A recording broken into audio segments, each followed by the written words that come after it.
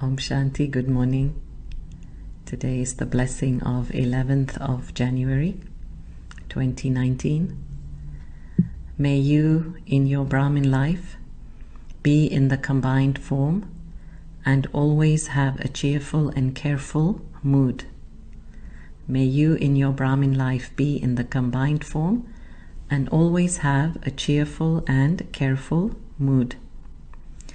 If in any situation your mood of happiness changes, that would not then be called permanent happiness.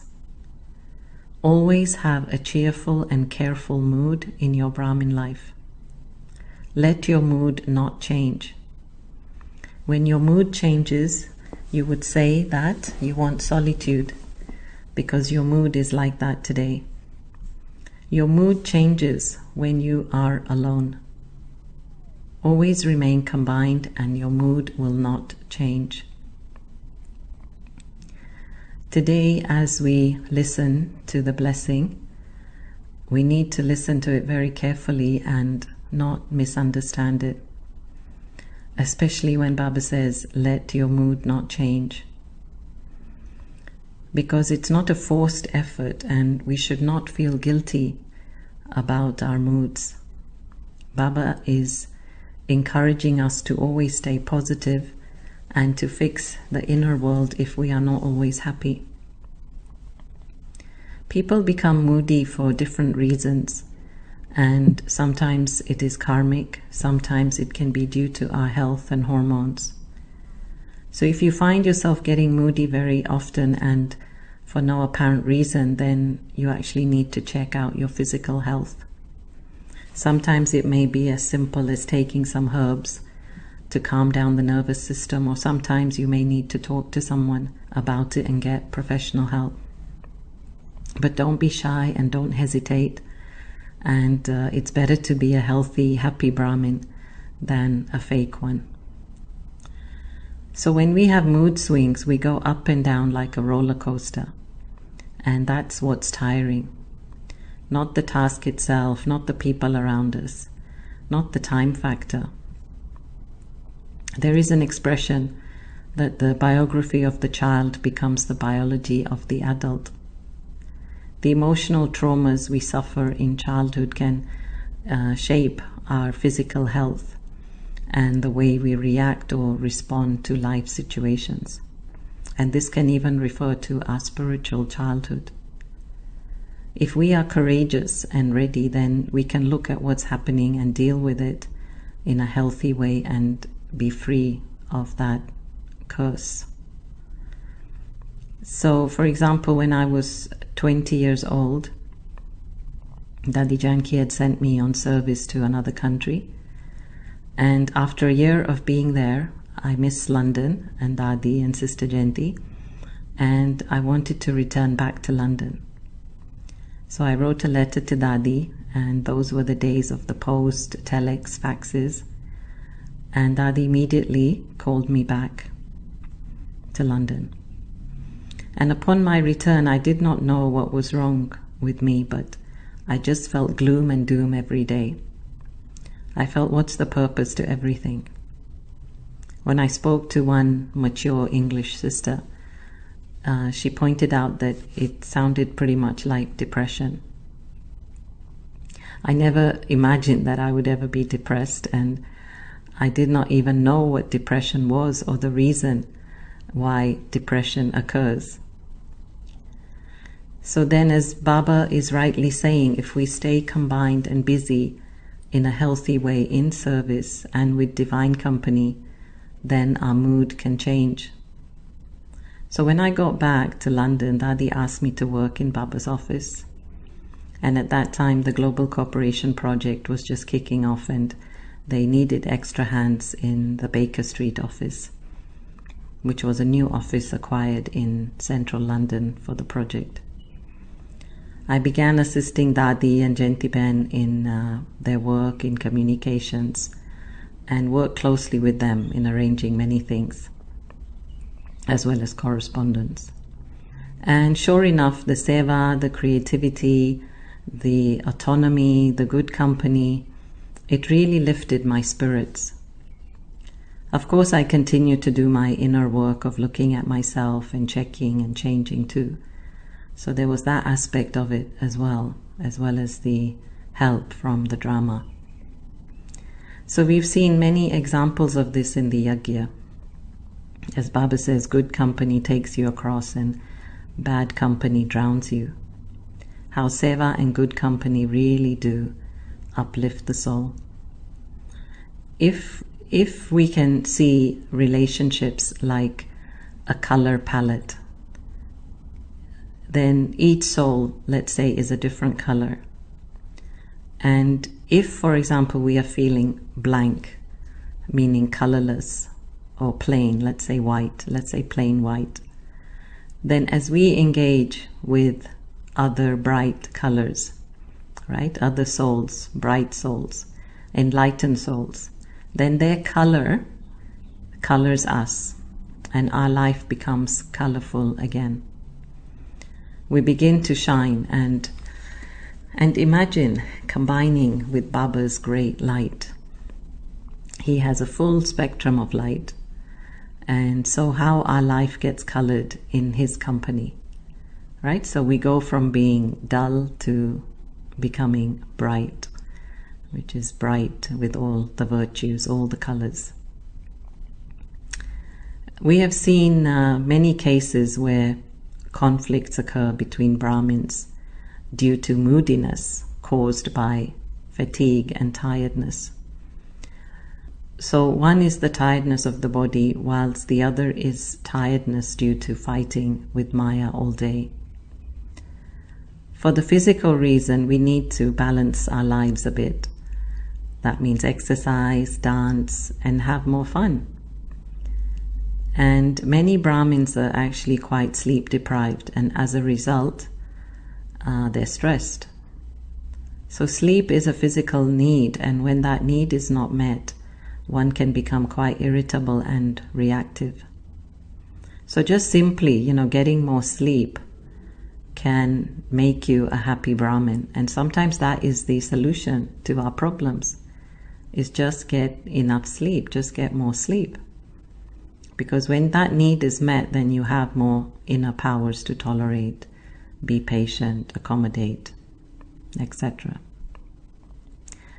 And regarding the tiredness due to making effort, right, this battle with Maya, the struggle, then we really need to look at why we are tired, why we want to be alone in solitude and away from others, why two Brahmins cannot live together or share a room. So what is this thing called space that we require? Is it space from others or space from our own lack of self-control and space from our own vices and weaknesses? What is the tiredness of the soul, in the soul? And only Baba can heal that. It's like the wounded soldier who has no energy to fight anymore. And the only healer, only surgeon is Baba. And when we become moody, it's hard to work with others and for others to work with us. In that negative state of mind, everything and everyone is a problem. Like in that expression, when your tool, right, your only tool is a hammer, then everything looks like a nail. You just want to hit everybody on the head. So we should not just say it's a mood and excuse ourselves for it. Sometimes Baba says, we say, oh, it's just my nature. But we can't be excused for that. We can't be excused for just having a mood. We need to look deeper at what is really going on. And I feel if we are here to change, then change we must by troubleshooting the issues. So ask yourself, why are you wounded? And do you want to remain on the battlefield fighting all the time? Or do you want to be on the dance floor, singing and dancing with the drama? Acceptance of the drama. So which sanskar is playing havoc again and again? And am I making effort for the right reasons, or is it a guilt ride? Or am I making effort out of fear of Dharamraj? Do I enjoy what I'm doing, or am I trying to make others simply happy? And if I'm doing it because I have to, then I won't be happy. I have to want to. So am I doing it because I have to or because I want to? I remember in the early days, people would come to Dadi Janki and ask her what decisions they should take for their lives. And Dadi would give them her advice. Then we noticed there came a turning point in the way Dadi dealt with souls. Because Dadi too was, learning her lessons from the situations. And so she began to put the question back to them. She would ask them, what would you like to do? So they would ask her, and then she'd say, okay, what do you think is right? What would you like to do? And in this way, the soul was taking responsibility for the self and not dumping it onto Dadi or the Yagya.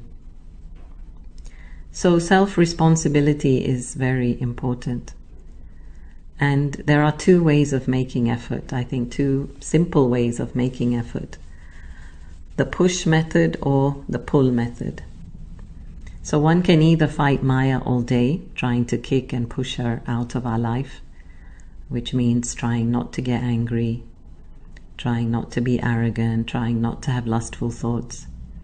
Or one can use the pull method, which is to focus on the virtues. So bring in more light, bring in more purity, be more loving, kind, pure-hearted, selfless. Because as we focus on these qualities, we give power to them. So like in the expression, where attention goes, energy flows. And so where energy flows, life grows. And the other aspect is there are feelings and emotions.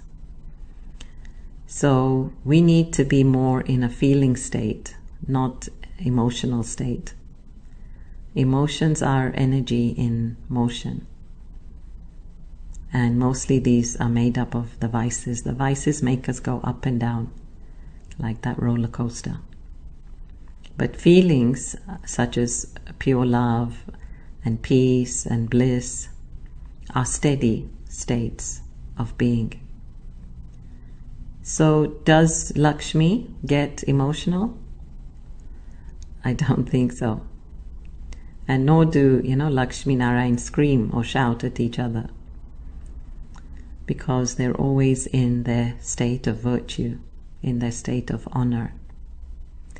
And deities are often known to be royal Buddhas because they smile at everything and not disturbed by anything. So even for Brahmins, people sometimes say that we are fools because we smile at everything. But it is not with stupidity that we smile, but with sensibility. So practice always staying in pure feelings.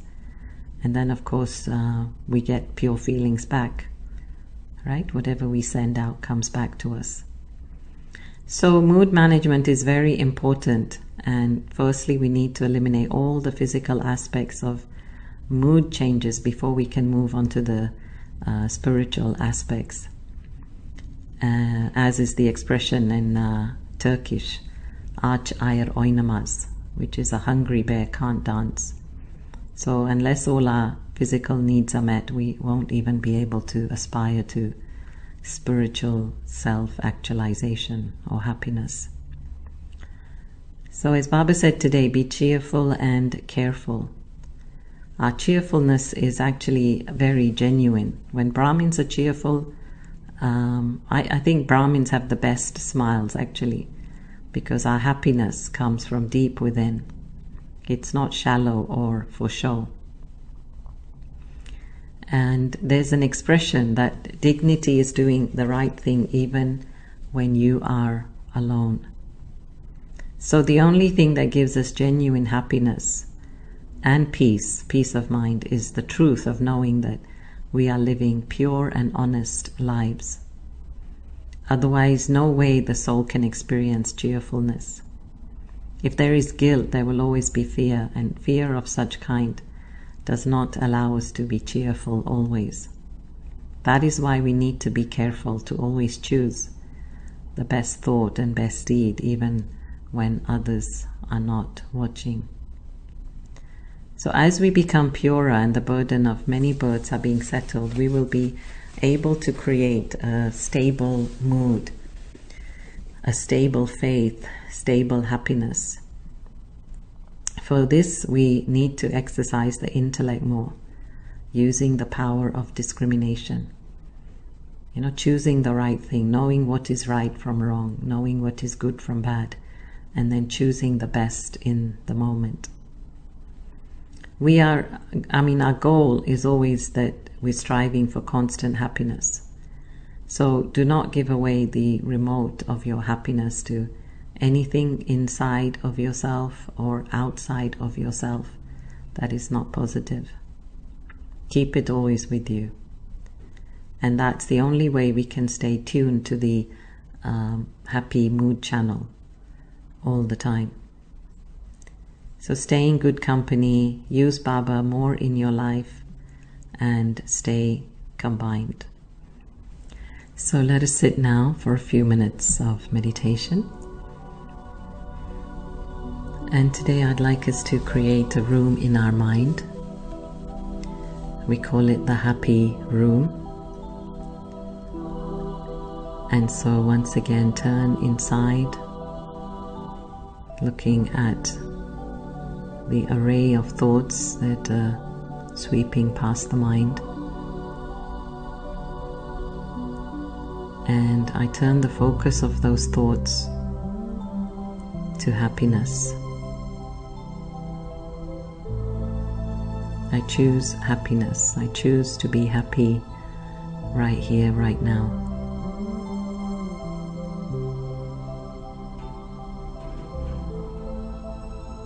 I take myself to a quiet space up above,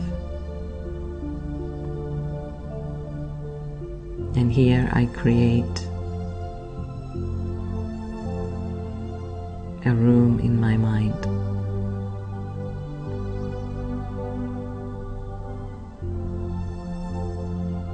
So I'd like you to design the structure of that room. Maybe the room is like a cathedral or a temple, or the room is like a cozy small place where you can just sit and relax. But first of all, just choose the walls of your room.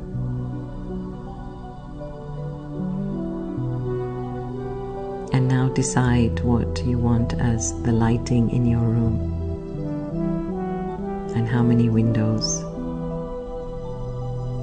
Is it natural light? Is it sunlight?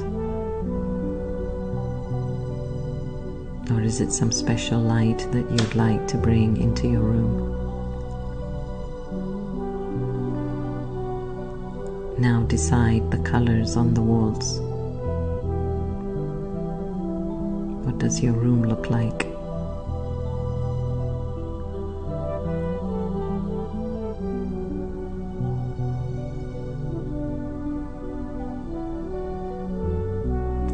Bring in a chair, a comfortable chair for you and only you. And that is where you're going to sit and be.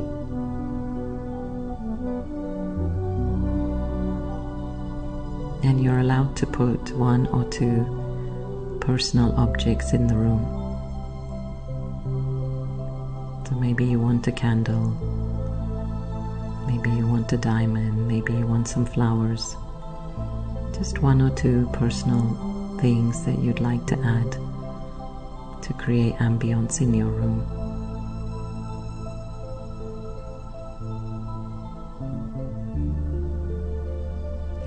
like you to sit down in the chair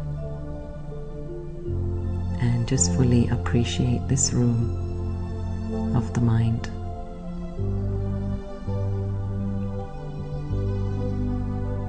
This is your private, personal space that no one can touch, no one can destroy.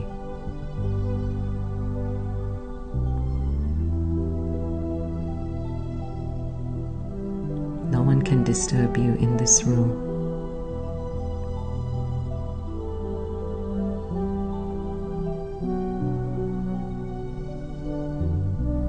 This is for you to come back to again and again and just fully relax.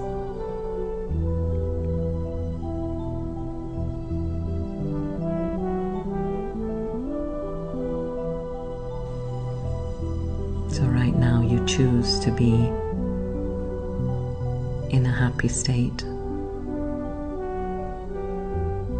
Doesn't matter what's going on in your life, but right now in this moment, this is an absolutely pure moment, and you choose to be absolutely happy.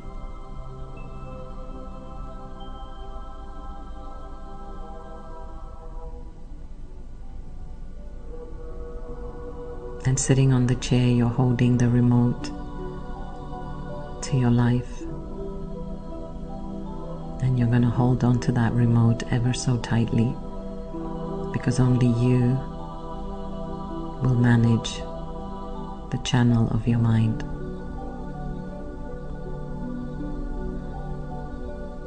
So just stay here for a few more moments, and then when you're ready, you can return back to the world.